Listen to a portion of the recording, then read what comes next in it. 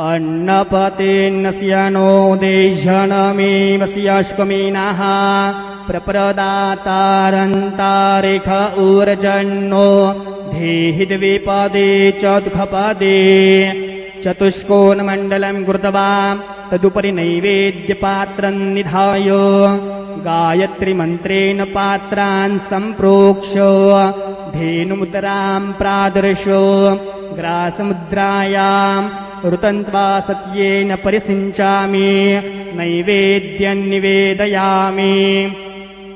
ॐ प्राणाय स्वाहा ॐ अपानाय स्वाहा ॐ व्यानाय स्वाहा ॐ उदानाय स्वाहा ॐ समानाय स्वाहा ॐ ब्रह्मणे नमः। नैवेद्यमध्ये पानीं समर्पयामि पुनर्नैवेद्यं निवेदयामि।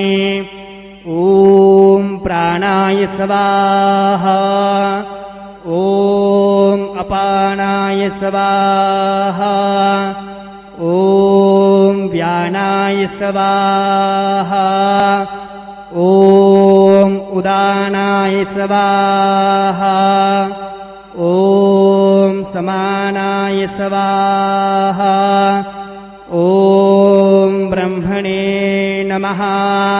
नैवेद्यं समर्पयामि हस्तप्रक्षालनं समर्पयामि मुखप्रक्षालनं समर्पयामि शेषोपचारार्थे प्रार्थनापूर्वकं नमस्करोमि।